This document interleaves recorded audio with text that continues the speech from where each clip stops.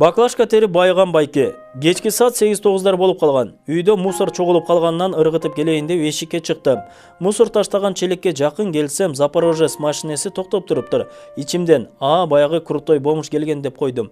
Ары бери өткөндө көрүп калам. Запорожец менен келип баклашка териген бирөө бар.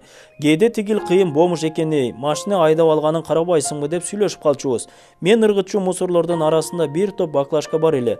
Түз эле тигил кишиге бардым да, "Меңиз, бул баклашкаларды да алыңыз" дедим. Тигил киши мага карап, "Рахмат" деди да челек чукуганын уланта баштады. Мен артка кайрылып кетип, бараты өзүмчө ойлонуп кеттим. Бул киши бомж болсо, машинени кантип айдайт, документтери кандай болду экен деген ой башыма келе түштү да кайра кайрылып, "Машинени кантип айдап жүрөсүз? Праваңыз барбы?" дедим. Тигил киши челектен башын көтөрүп мени бир самга тиктеди да, "Иним, мени эмне, бомж деп ойлоп жатасыңбы?" деди. Чындыгында мындай жоопту күтпөгөн жаным бир топко ыңгайсыз боло түштүм. Анан кантип ойломок элем? Мусор салган челекти ошолор эле чукушат да, эми алар деле эптеп жан багыштын айласын кылып жүрүшпөйбү дедим. Тиги киши колундагы кол каптарын чечип, чекесинен аккан терди аарчыды да, бери жактагы баклашка салганга ылайыкталып тигилген чоң баштыктагы желим бөтөлкөлөрдүн үстүнө отурду.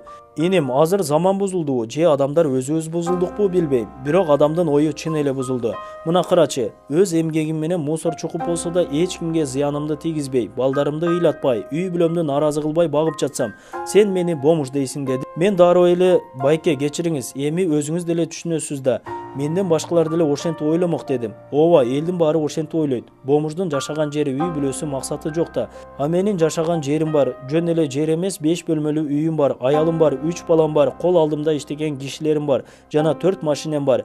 Ишенбесең Дордой конушуна кел, баарын көргөзөм" деди.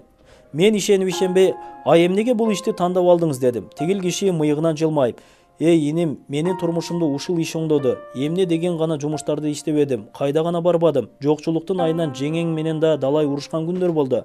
Акыры бөтөлкө тергенге туура келди. Биринчи күнү тергенде кыйналдым, тааныштар көрүп койбосун деп бет капчан иштедим. Аялым урушуп, ажырашып кете жаздады. Бара-бара жумуш жакшы болуп, күнүнө жакшы акча таба баштадым.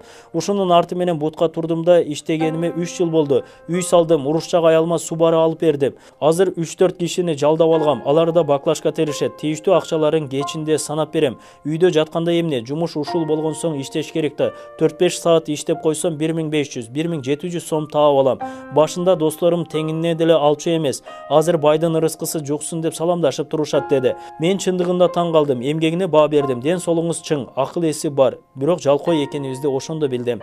Экөөбүз бир топко сүйлөшүп отурдук да үйгө сапар алдым. "Иштесең тиштейсиң" деген ушул экен да. Азыр деле келип турат, бат-баттан Запорожецтерди кайра-кайра алмаштырып. Мен күлүп калам. "Келиңиз, учурашалы, байдын ырыскысы жугуп калаар" деп. Майрамбек Осмоналиевич, Булак, Назар Ньюс.